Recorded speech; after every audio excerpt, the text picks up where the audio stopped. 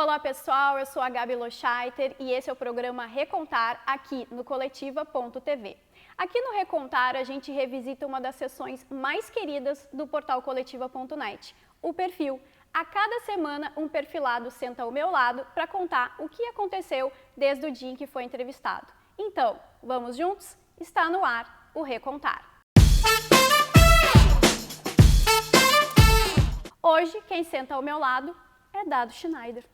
Tu lembra quando tu foi convidado para participar do perfil? Tu tem essa lembrança? Não, antes de começar o programa eu fui relembrado. Eu sabia que era alguma coisa na primeira década, mas eu não imaginava que era 18 anos. há 18 anos. Completou a maioridade em fevereiro. E o que eu disse quando me disseram é: eu fiz tanta coisa em 18 anos. Sim, nós vamos, além de a gente revisitar um pouquinho, a gente quer saber o que aconteceu nesses 18 anos aí. Vamos Foi junto? frenético. Vai, eu imagino. Contigo deve ter sido Não, o foi. mesmo, né? Vamos lá, então. Vamos, esse período de palestrante não dá para contar algumas viagens que eu faço. Algumas semanas são inacreditáveis.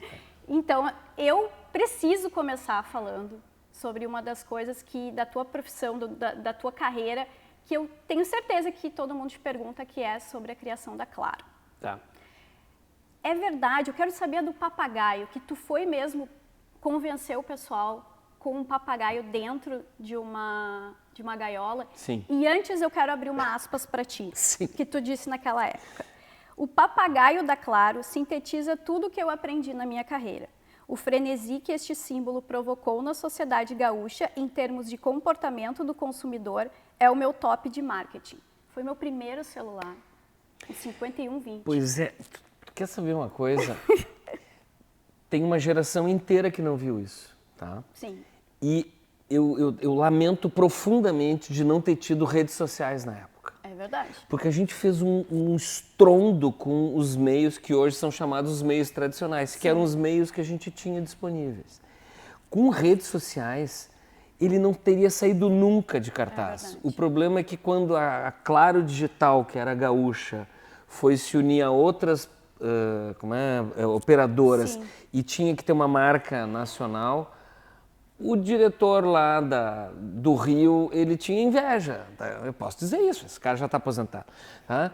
O diretor lá, carioca, tinha inveja do sucesso da Claro Digital. E ele, eu tava na reunião, ele disse assim: a marca então vai ser Claro, mas esse papagaio não vem. E ele torcia pro Vasco na época. Ele disse assim: tu tá levando o Vasco sem o Roberto Dinamite, o Flamengo sem o Zico, sabe? Sabe, a seleção brasileira sem o Pelé. E eu vi o papagaio ser morto na minha frente, tá? Mas se tivesse tido redes sociais naquela época, a gente teria feito um estrondo maior, teria sido constrangedor, e aquele velho, que já era um velho, ele não teria cancelado o papagaio. Mas tu acha que foi um marco para ti, assim, mudou? Foi. Eu vou te dizer por quê. Porque eu fui aprendendo muito ao longo da minha vida, até então, né? Que eu já tinha mais de 20 e tantos anos, 25 anos eu tinha. Tinha 25 anos. Eu estava fazendo um quarto de século de experiência. E o ápice, quem é novo não sabe, mas a gente chegou à piração de, na praia, ter papagaio por tudo, assim. E tem uma coisa emblemática que quem lembra da época vai lembrar. Tinha um morro gigantesco, tem um morro gigantesco, assim, era verdão, não tinha nada, assim. Quando a gente está indo pela freeway, faz assim para contornar o morro e já é a entrada de Osório. As pessoas vinham e aquele morrão, assim, gigantesco, tinha um papagaio de não sei quantos metros, só com uma prancha debaixo do braço. Não tinha logotipo. Ali eu digo assim, bom, já posso ir para casa, tá? Porque eu cheguei no ápice. Mas eu dizia isso porque não tinha redes sociais. Ah, sim. Agora eu queria refazer tudo com redes sociais. Tá? Ia ser legal, né? Ia ser demais, né? E o Dado pesquisador, tu é um cara que é muito estudioso. Sou. Por que a geração Z? O que tu viu nessa geração que tu passou a estudar? Vou contar uma história rapidinho. Sim, conte. Eu era criança quando o homem chegou na Lua, tá? E eu era a única criança no recinto. Foi transmitido ao vivo. A gente acha que viu, né? Porque era preto e branco, era assim, né? Era um borrão. Tá? Era tipo ecografia de neném, assim, tá? Antiga, ecografia antiga. E aí me botaram na frente da TV e todos os adultos atrás de mim, e eles diziam: olha, Dado, o homem chegando na Lua. E eu não dava a menor bola. Não é porque eu era uma criança desatenta, não, é que eu fazia parte da era digital. Oh, desculpe. Da era espacial, tá? É que eu vou usar o exemplo digital agora. Eu fazia parte da era espacial. Eles é que estavam, eu olhei para trás assim, eles é que estavam assim, porque eles tinham visto Flash Gordon, eles tinham visto ficção científica, então para aquilo era surpreendente para eles. Sim.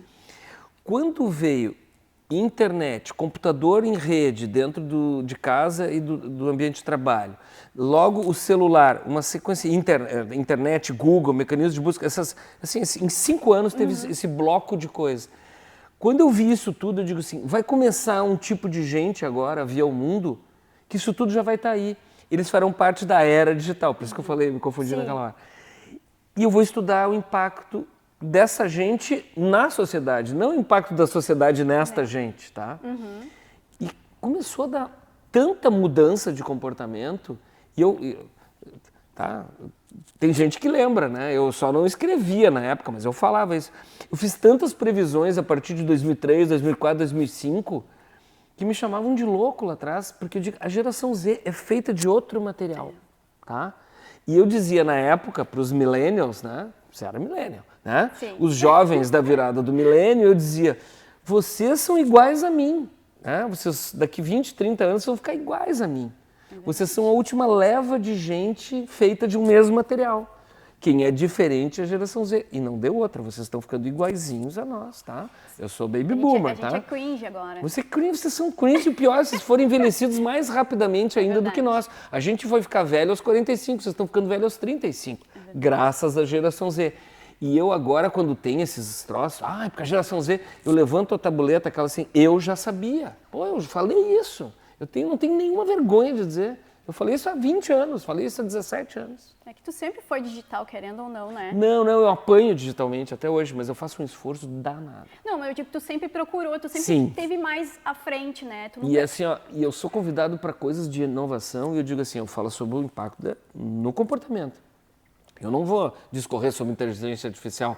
Eu estou estudando o impacto da inteligência artificial nas pessoas. Sim. Eu não vou dar uma aula de inteligência artificial. Sim. Eu posso dar uma boa aula do impacto dela no comportamento das pessoas com o chat GPT, por exemplo. Sim. Mas eu não sou especialista em chat GPT. E o dado palestrante? Como é que nasceu o dado palestrante? O dado palestrante surgiu... não vou falar o dado palestrante, parece que vou falar na terceira pessoa. Eu, palestrante, surgi lá pelo 4º ano do ensino fundamental. Quando o trabalho em grupo era mais ou menos e davam para eu apresentar e eu dava um show.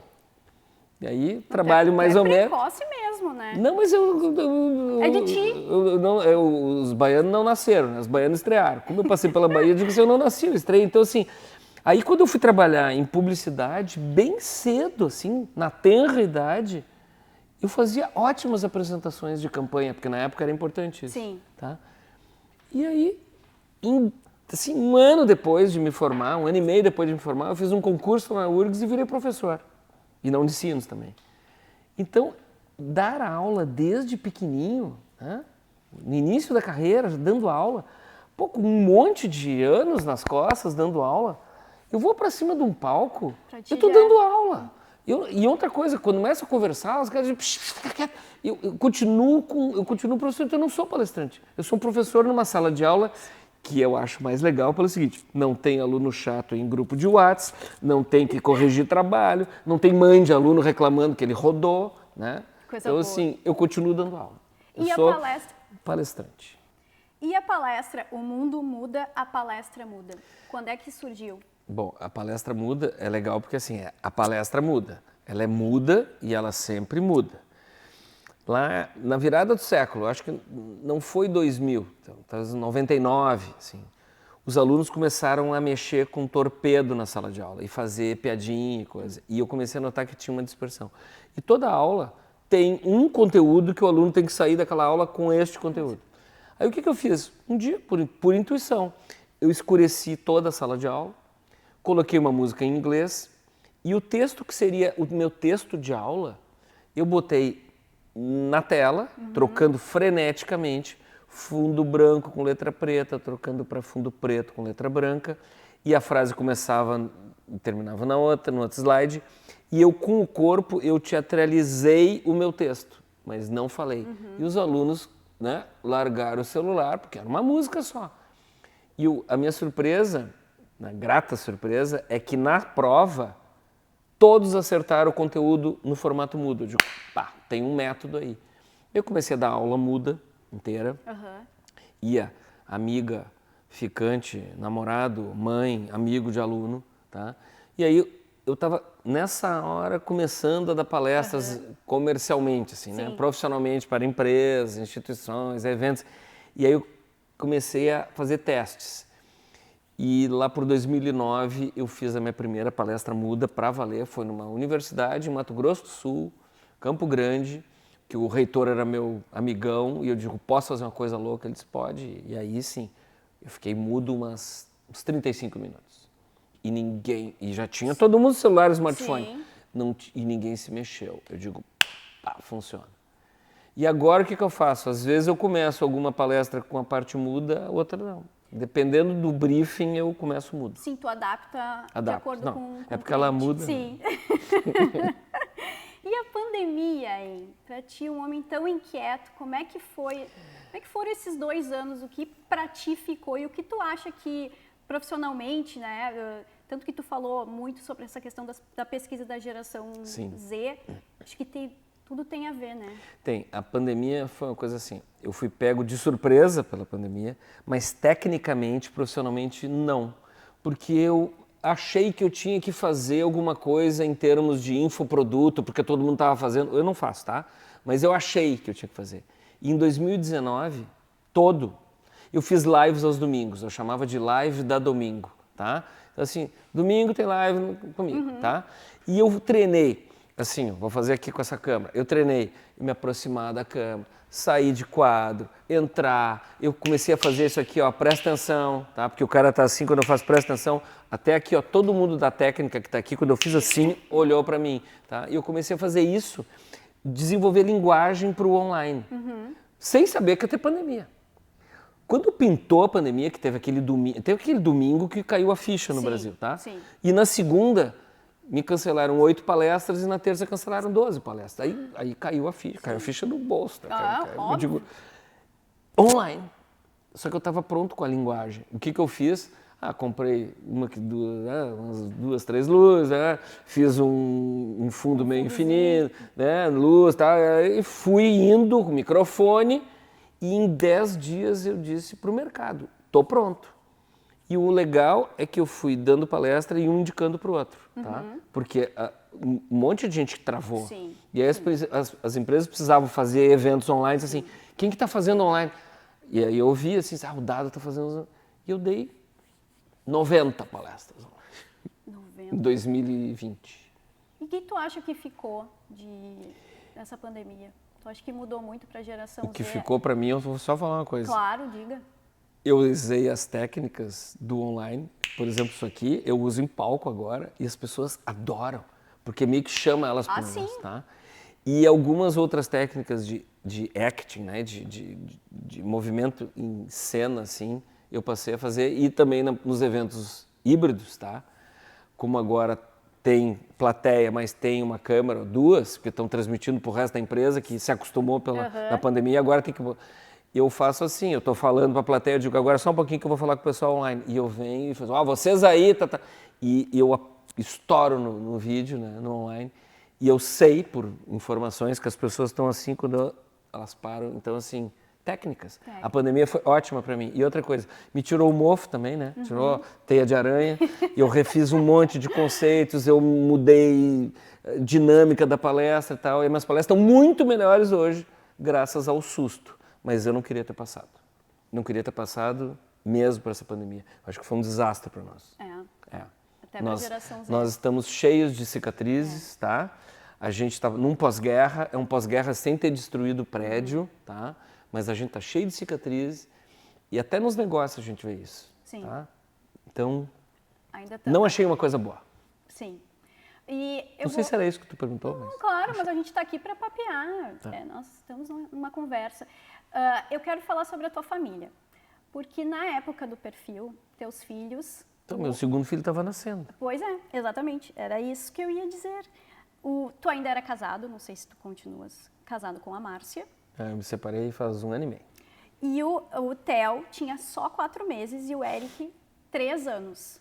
Como estão os guris hoje? Uns monstros, sim, desse tamanho.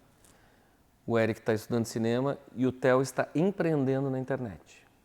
Ele vai fazer faculdade se não for bem sucedido. Se não for bem sucedido. E ele tem esse crédito. Então, tá lá. E tu continua paizão, porque eu vou abrir uma aspas para ti. Sim. Meus fins de semana não são aqueles clássicos de fazer programas de lazer. Eu aproveito para ficar o máximo com as crianças em casa. Depois que elas vão dormir, vou fazer minha tese, porque tu estava fazendo teu doutorado. Olha aqui, chegamos a dar arrepio aqui. Meu Deus. Tu continua paizão, vocês são parceiros? Sim, não dá para ser parceiro com a geração Z. Meus melhores amigos são meus filhos. Isso é mentira. Eu sou pai deles. Né? Não, mas obviamente que nessa idade é uma idade que eles somem, né? Ah, também tem isso. De vez em quando a gente se encontra. Um deles mora comigo, o outro mora com a mãe, mas a gente se cruza. Tá sempre se cruzando, mas assim, aquela coisa, tem que almoçar com o pai domingo. Claro que não. Mas tu claro aprende que não. muito com eles, porque as tuas pesquisas, tu aprende muito Não, com eu eles. nunca pesquisei os meus filhos. E até porque eu sempre pesquisei gente um pouco mais velha do que eles, né? Então assim, eu já sabia o que os caras nascidos em 98, 99 estavam fazendo. Eles nasceram em 2002, 2004. Eu só me certificava dentro de casa o que eu já pesquisava. Então eu sabia que uma hora o game ia acabar com tudo, né? Chega, acabou, né?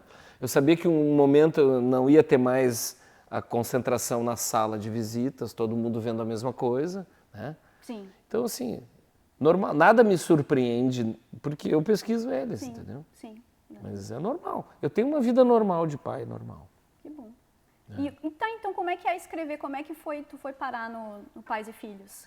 Porque a gente está falando sobre pais. É que assim, no início da pandemia, eu comecei a entrevistar um monte de gente. Eu também voltei a fazer lives, mas lives para assim, como é que está determinado grupo social? E eu estava preocupado com as crianças. Como é que as crianças estão estudando em casa, né? O afilhado da minha ex-mulher, né? O afilhado dela estava começando a se alfabetizar, tinha tido 3 semanas de aula se alfabetizando. Sim. Como é que esse menino tá? E aí eu comecei a querer pesquisar isso aí. Aí fui juntando uma amiga de Brasília, uma amiga aqui de Porto Alegre, a orientadora dela, né? Somos 4 pessoas. E aí eu criei o nome, né? Pais de Mia. Demais. Né? É Pais de Mia. Eu adoro criar novas palavras, tá? E é o impacto da pandemia em pais e filhos. E aí o mais legal é que a gente começou a escrever, pesquisar e escrever. E a Pais e Filhos, a revista Pais e Filhos, nos convidou para publicar lá. Então a gente vem publicando coisas. E nós não vamos parar de pesquisar. Sim. Não é porque parou de usar máscara que terminou os efeitos da pandemia. Eu quero pesquisar como é que essas crianças / adolescentes serão quando adultos. Porque tem um buraco de cognição, conhecimento, conteúdo. Algumas coisas graves a gente detectou. Em alguns casos, a pessoa não só não aprendeu o conteúdo durante a pandemia, como ela desaprendeu a aprender. Tá? Isso ainda vai virar livro, tá? Sim. Ah, vai? Vai. Tá nos planos? Tá. Se der tempo, esse ano vira. Entre tantos planos. Entre tantos planos, japonês. Tu tinha um hobby que era estudar japonês. Só que na época, até o doutorado te atrapalhou nisso aí. E eu não voltei. Não voltou? Eu estudei um pouco de chinês, porque eu fui para a China. Eu estava na China quando pintou a pandemia. Pois eu vi uma das tuas postagens. Eu tava na China. E aí, lembrando sobre isso, eu disse assim, meu Deus, uma semana Não fui eu que antes. trouxe o vírus, tá? Ah, não foi? Não, mas assim, aleluia. Eu fui uma das últimas pessoas a ir na Muralha da China. Porque eu estava no dia 11 de janeiro na Muralha da China e ela foi fechada dia 15. E dia 16 a China contou para o mundo, e dia 17 a gente viu assim no noticiário, eu digo, mas eu cheguei anteontem. Aí todo mundo me olhando assim, mas... E aí eu estudei chinês em 2020. Então, tu sabe, quantas línguas tu sabe? Não, eu não sei japonês. Eu engano assim, aquelas coisas assim. Tu desenha. Olá, não, é que tu gostava de... Eu dominava os dois alfabetos que são fáceis, que é hiragana, katakana, e 50 daqueles chineses kanji, que são 1.500 que eles usam diariamente, e eu sabia 50. Básico. Hoje eu não sei mais quase nada da escrita, mas eu ainda falo um pouco. Que legal. Eu estudei 4 anos, né? Então, um pouco eu falo. Mas E inglês? toda vez que eu palestro para empresa japonesa, eu adoro imagino. os executivões lá japoneses. E aí eu começo. Ohayou gozaimasu, né? Watashi wa dado desu. Dou itashimashite. E eles, pá! E eu digo, falar japonês é muito difícil. Eles, uau! E aí quando eu paro assim, eu olho para a plateia e digo assim, eu disse para eles, e aí tem um que fala as duas e conta. Que assim. conta. Isso, né? Legal. Assim na plateia. Claro, Né? óbvio, já. Você é técnica de professor. Sim, eu sei. E as viagens? Naquela ocasião, tu disse que tu já te sentia uma pessoa muito viajada em função da tua profissão. Durante esses 18 anos, tu viajou... Não tinha viajado nada até Nada? 2004. Ah, não, então eu não sei. Eu já era viajada, mas é que comparado com o que eu viajei nesses 18 claro, anos... mas aí é que tá, é isso que eu ia te Eu perguntar. já era viajada. Já era viajada. Sim, muito. Mas nesses 18 anos, conta aí um pouco das tuas viagens, porque era um dos teus passatempos era viajar. Tu consegue? Ah, não, com toda essa tua rotina? viajar com família, Não, para o exterior, para o Nordeste, porque eu vou viajando e acumulando milhas, Sim. viajando e acumulando pontos, então assim, eu não sou daqueles que guardou, que nem aquele filme do George Clooney, guardou 1 milhão de milhas, não.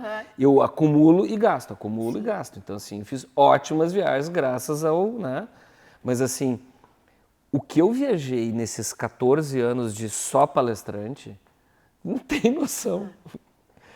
A quantidade de voos e loucuras que... Eu já dormi naquelas cápsulas que tem no aeroporto, sabe? O aeroporto de Campinas. Eu já dormi 3 vezes lá. Eu chego de noite, vou para São Luís de manhã.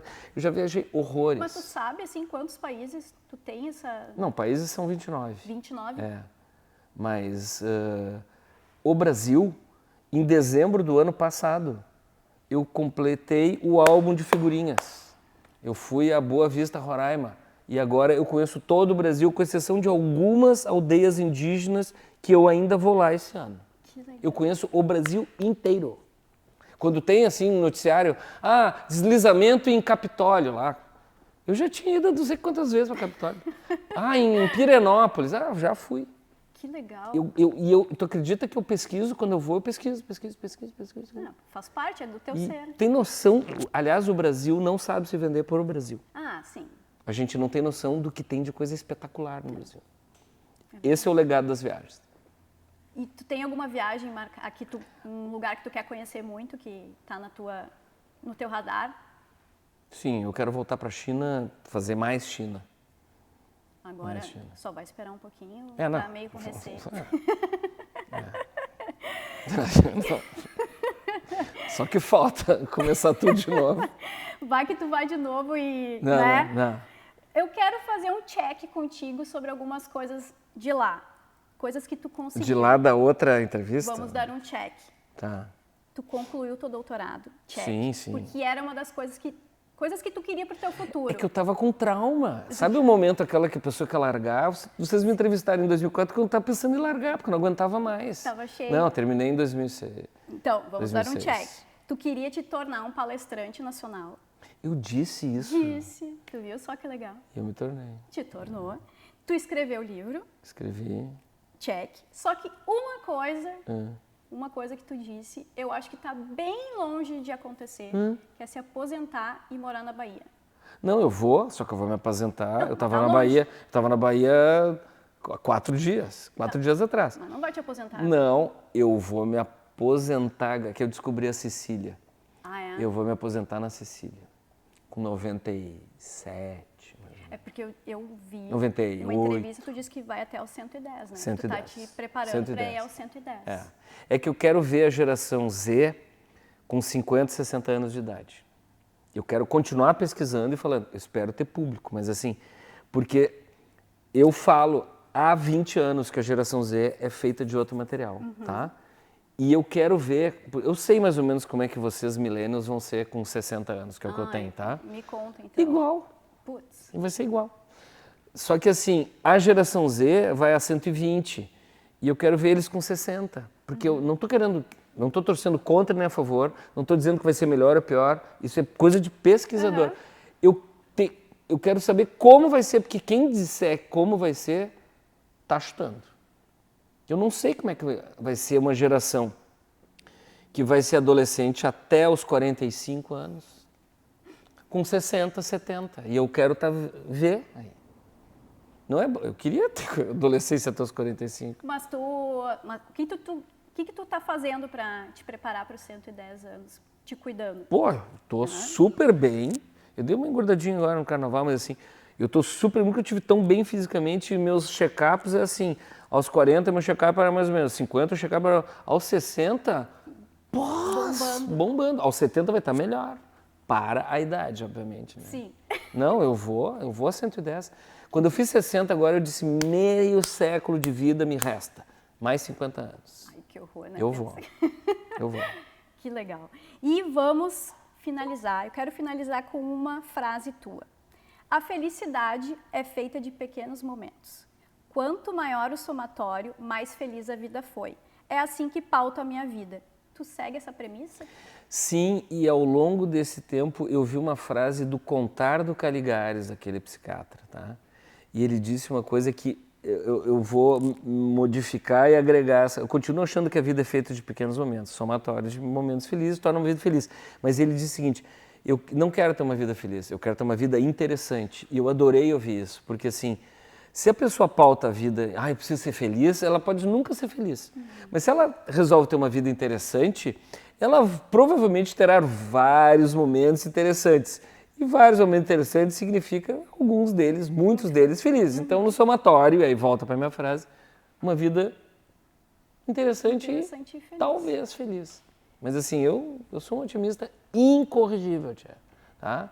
Isso não é da boca para fora, eu sou. O copo para mim não está nem meio cheio, o copo está cheio, sabe?